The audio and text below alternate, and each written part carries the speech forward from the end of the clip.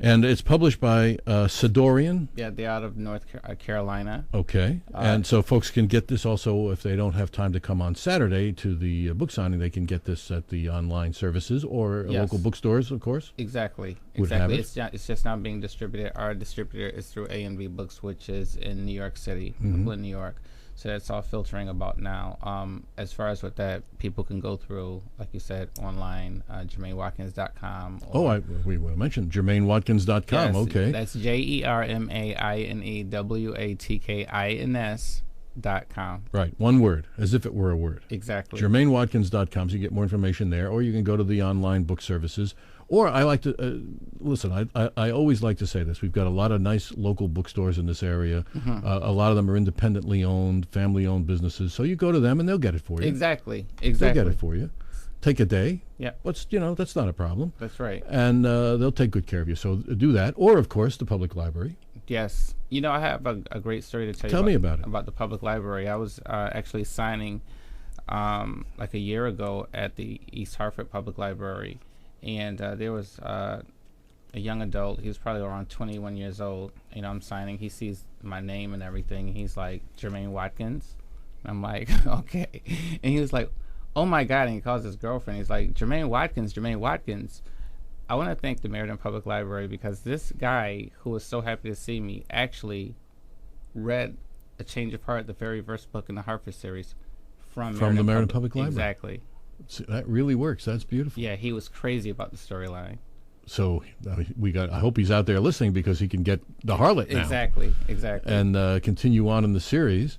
That is a nice story. Yeah. Now, I mean, we should really, we did this the first time you were here, but in case folks didn't hear that interview, we should do a little bit about your background. You grew up in the Hartford area.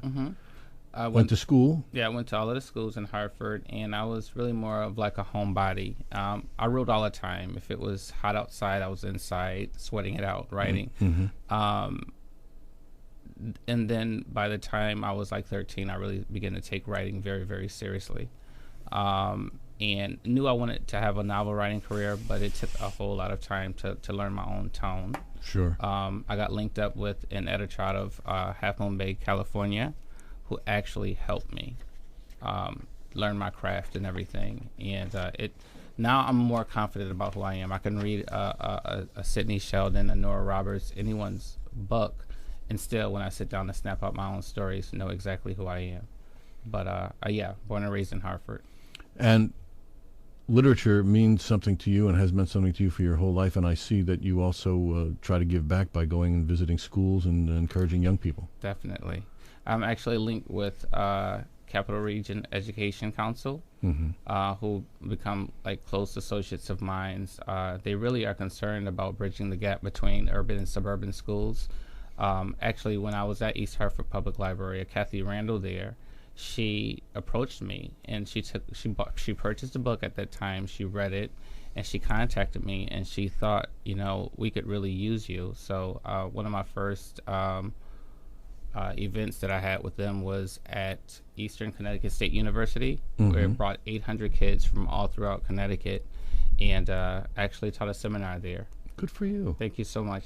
Good for you. Well, this, we have a tendency too often to characterize everybody with one brush and to presume that young people today are not interested in literature or reading, and your evidence that that's not true. But I like the fact so much that you're giving back and trying to encourage them. Definitely. Reading is what it's all about. It truly is. It truly is. Reading saved my life. How so? Because it was a way of, I used to be really kind of depressed about Hartford life and what am I going to do to get out. And this is what is all reflected in the characters' lives in the Hartford series. And reading always took me to a different place. And then by the time I was like a sophomore in high school, I came across a school talking about Sidney Sheldon. And that, what was it? I read If Tomorrow Comes first. And that was like his third novel penned. And then my mother took me to the bookstore. She was so thrilled. I bought everything he had published at that time and just consumed them like that entire summer. So reading saved my life. I found out something else to do than just, being out in the streets and spending idle time. And from that, you've now developed into a full-time author Exactly. and lecturer, Yes. I could say, Exactly. and teacher. Exactly. So this is a tremendously inspirational story for everybody out there. So I encourage you, everybody listening to us, to get both of the books if you can. Change of Heart, which is the original in the series, the first in the series, and now just out, The Harlot. So you can... now, does the same character go through the whole series, or no? Nope. You'll start probably. I'm on the women's fiction that I'm reworking right now. Although I'm working that out now, I've already started on the third book in the Hartford series. Really, it's going to be the fourth book that you're going to see some of the characters come back. But each book is pretty much a standalone, and what bridges them is that it's the time of Armageddon, and the angels are coming to reconcile certain sins, and you'll see how it all works out later. Good. Well, on that cliffhanging note, this is when we get to hear from the Best of the Valley Shore Show Orchestra, Rock Band, and Gospel Choir again, Marching Band 2. I don't know, what did you think? Well, they weren't that good, were they? They were good. They have talent. You know, they have some talent. They need to keep practicing, and they've been out in the parking lot, so they want us to to see how they did. They're going to be back here for a few seconds. Then we're going to have the wonderful guitar-playing banker. Yes. And then we'll be back right after that in about a minute from now. You're listening to Best of Valley Shore. My name's Don DeCesare. With me today, local author Jermaine Watkins. Yes. Stay with us. We've got a few more minutes in the program. We'll be right back.